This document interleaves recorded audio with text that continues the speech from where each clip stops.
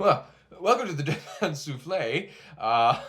You waylaid me there. I have not been waylaid like that in quite some time. When was the last time you got waylaid? It was many, many moons ago. That was the waylaying of my life. So kudos. This is a podcast. Deadpan Soufflé, that is a podcast, and we're casting pods around here like an extraterrestrial research vessel hovering silently above the earth, probably cloaked in some sort of invisibility shield, but coming in peace nevertheless, and unapologetically passionate about alluviation. Yeah, yes, in our holographic book, leached minerals are by no means the least minerals. As well as obviously being the most reliable metric for a planet's Spartoi incubating potential. We've read your Ovid, or Ovid, as some people say. Not this people, but some people. We've read your Ovid, and when we know that Dragon Tooth Denton doesn't remineralize itself. What a crazy idea. That doesn't even happen on our planet. And all sorts of zany things go on in our planet, but more on that next time. So that's frankly that leads me to the big revelation of the show. I'm just going to give it to you at the top so that you don't so that you're not invested in listening to the rest of this dementing claptrap. The big revelation is that the popular conspiracy theory has it that Atlantis yet lives, but nobody's ever hypothesized. Nobody's ever considered the possibility of Thebans in in the sky. L. Ron Hubbard got pretty close with Thetans, or Thetans, as some people say. Not this people, but some people. Thetans or Thetans. Which one was the one I said first? I can't remember, but one of the two. L. Ron Hubbard got pretty close with Thetans, but still somehow the idea of super soldiers springing forth from furrows in the ground sown with dragon tooth denticles, not testicles. Dragon tooth denticles, the denticles of mythological fire-breathing winged serpents. Super soldiers springing forth from dragon tooth denticles and then beating each other to death over a nondescript pebble that's been cast into their midst, much like this pod has been cast into your midst. And now I want to see you fight over it. I want to see you fight to the death over this podcast. For my amusement, it's quid pro quo. It's quid pro quo, ladies and gentlemen. If I'm entertaining you, I think I deserve something. I deserve a show in return. Somehow that entire story of Cadmus and the dragon teeth, it's no less plausible than Scientology. Anyway, my name is Dr. Strangelove, although you know that it's not. You know that deep down there's a voice. The voice of doubt is telling you this guy is not who he says he is. Our alarm bells, your instincts are saying flee. But no, I'm not a charlatan. Dr. Strangelove is just an epithet of sorts. Really, that's what it is. It's an epithet that has been designed by yours truly to prevent those of a doxotic bent from prematurely composing the epitaph of my career.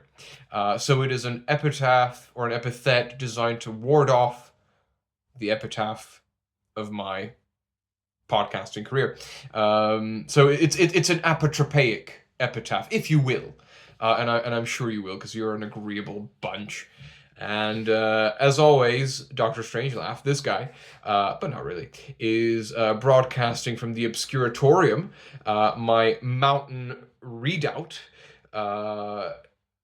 nestled high in the low foothills of Appalachia. Last week, it crowned the tapering eminence of that one mountain after which Montana is named, like a diadem of lambent limestone, like a diadem of lambent limestone. But as well as being a physical edifice the obscuratorium is an idea. It travels with me.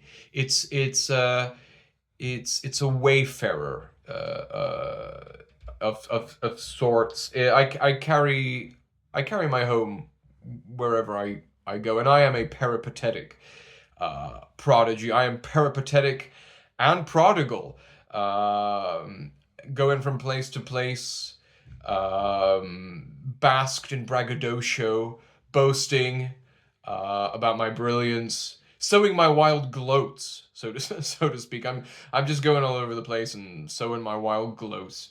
I have a I'm a wunderkind, if you will. I'm a wunderkind, with a proclivity toward Wanderlust, and boy, boy, do I lust for Wanda. I mean, I have been on the trail of my old German governess ever since that fateful Oktoberfest when we perched together on a knoll on a green and grassy hillock, and she fed me Lebkuchen, and I frosted her Pfeffernüsse. I frosted her Pfeffernüsse, and and then she disappeared, and so my mantic man and I, Gilbert, have been trying to track her down ever since. But so far, all we've been able to find is a ring, a shattered sword, and some Rheingold. And and although the Rheingold's nice, it's not Wanda. It's no Wanda. It's and frankly, it's no wonder that we can't find her. She's always been elusive, that Teutonic temptress of mine, and but that doesn't console me whatsoever. I've been moping around the obscuratorium all week, sorrowing like some kind of Werther. Anyway, speaking of Gilbert, actually, whilst we're on the subject, that august augurer, although he does prophesy most other months of the year as well, that august augurer Gilbert, he as is his wont, he went out dowsing this morning. Yes, Gilbert goes mommy walking with dowsing rods, come the break of day, and although he didn't find any wells, not even a font, let alone a babbling brook. He did chance upon a treasure trove. This really is the archaeological discovery of the century, ladies and gentlemen, and you're hearing about it first. One of the many perquisites of tuning into this podcast. He chanced upon a treasure trove of Strangelove family lore, written in cuneiform on clay tablets, which is incredible because I thought that all of the archives, all of the family archives, had been destroyed in the great obscuratorium conflagration of 1746. The papyrus, the scrolls of papyri, they went up in smoke. They rose into the air like ashen snowflakes falling in reverse. But the fire just made the clay tablets harder. It just kind of baked them into a state of invulnerability. Which is a lesson for all of us. Be more clay. Be more clay, ladies and gentlemen. Above the ankles, obviously, though.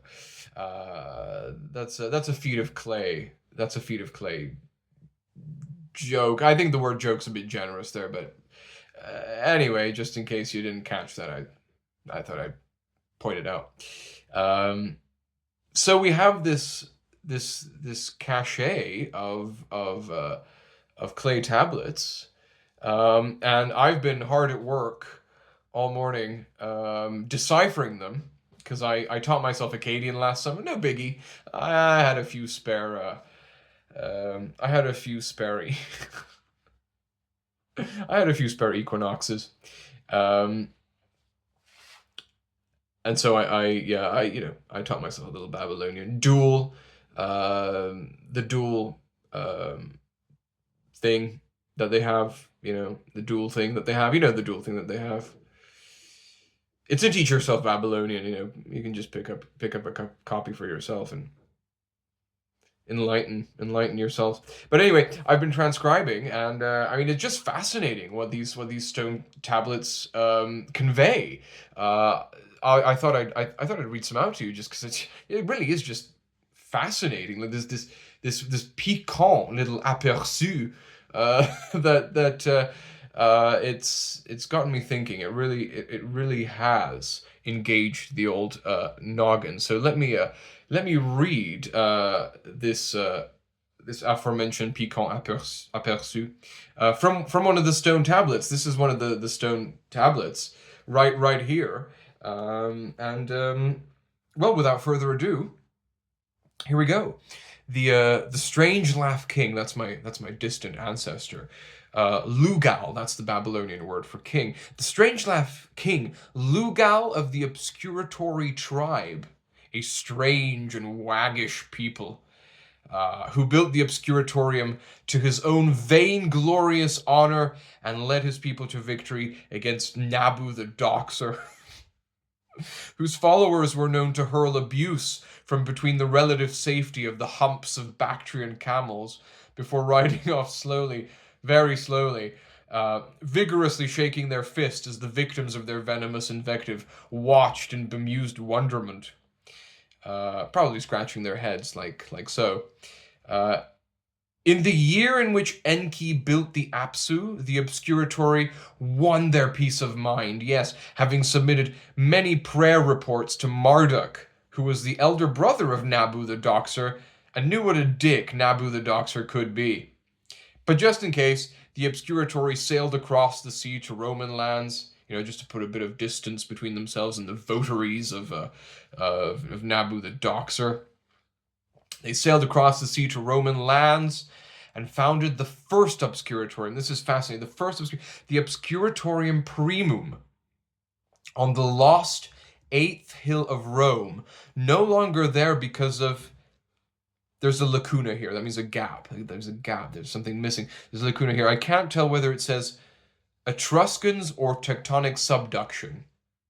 Anyway, years later, in the year in which the goddess Ishtar performed that crazy street dance that nobody asked for and most people wisely ignored, not wishing to encourage her, the 8 kings of the Roman hills gathered together to determine who would host the annual gala in support of declining Latin nouns. These venerable personages convened beneath the iridescent glare of a gibbous moon. Oh no, I'm sorry, I mistranslated that. It says that they actually convened beneath the irreverent glare of a gibbon mooning. That's odd. Well, those were different times back then, and we really ought to refrain from judging them from the supercilious standpoint of our present age. Anyway, as the gibbon waxed his wane, I think wane is an old-timey word for wagon. As the gibbon waxed his wane, thoroughly eclipsing the momentousness of the occasion, cutting it short by imposing a sort of solstice upon its significance, the kings decided to waste no more time indulging the arboreal lunatic lobbing space rock. Although that word there has an alternative meaning, which is excrement, upon the monarch's bespattered heads. But just as the corona of the sun is brightest during the eclipse, so too did the crowns of these redoubtable reges, that's the plural for kings in Latin, these redoubtable reges blaze more brightly under this meteor shower of Oh, there's another lacuna there, I do apologize. Anyway, the kings began to draw lots to find out who would host the aforementioned gala, or soiree, in their kingdom. In the process of time, it was determined that Rex Insolitus Risus, which translates directly to King Weird Chortle, or Strange Laugh, had drawn the best lot, having depicted in vivid chiaroscuro the annihilation of Sodom and Gomorrah in the background, and convincingly rendered an undeniably uxorious pillar of salt from which Lot, his Lot, fled. So he drew the best lot. So well done, King Weird Chortle. And so, awestruck and amazed, the other 7 kings, they knew they had been bested. They knew that they weren't going to be hosting that year's gala. Awestruck and amazed, the other 7 kings turned to odd chuckle or strange laugh, and in unison they intoned, "The ball's in your court." All of that entire elaborate setup, straddling 4,000 years of history, just for that lame joke. You're very, very welcome. But some better jokes to cap off this this episode of the Deadpan Soufflé. Here we go. This one's kind of funny.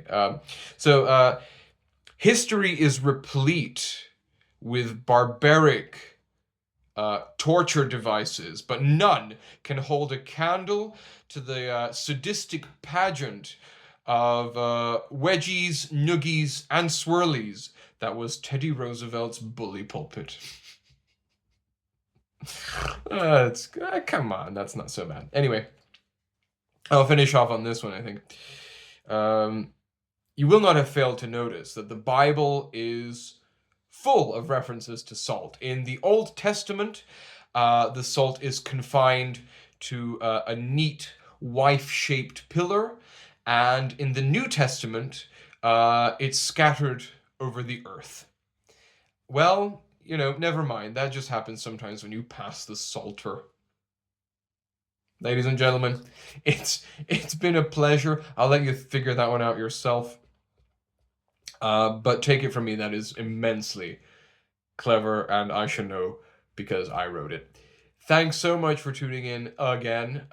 It's been real, and it's been a lot of fun. So there'll be another episode next Sunday. Of course, I'm keeping these things regular, with mental prunes. I'm consuming a lot of mental prunes to keep my output regular. There's not a lot more to say. I have an X account, Dr_Strangelaughs, which is much neglected, to be honest. But that's sort of like the graveyard of jokes that don't make the YouTube cut. So if you like that kind of thing, go there. And what else? I have this YouTube, obviously. What else? Oh yeah, I've got a Substack, and the Substack is designed to expand the Obscuratorium universe even further. So it features its centerpiece. The centerpiece of that Substack is the Obscuratorium Improviser, in which I improvise. That means I just write at great speed. To give myself an idea, I write at great speed, and then I don't edit before uploading. I write at great speed articles, stories from the Obscuratorium universe. Now that's new. I haven't actually started working on that yet, but watch this space. I'll keep you au fait. And then there's a TikTok. But I'm gradually phasing the TikTok out, I gotta be honest. I'm going to consolidate everything onto YouTube. Anyway, if you enjoyed this, then do please like it. And even if you didn't like it, then like it. Seriously, there's no such thing as a free lunch, and this has not been a free lunch so much as it's been a gratis banquet, a smorgasbord, a gratis smorgasbord. So do please, do your duty, do your Christian duty, and press, tap, hit, smack, wallop, mammock that like button. And thanks again for being here with me. So long.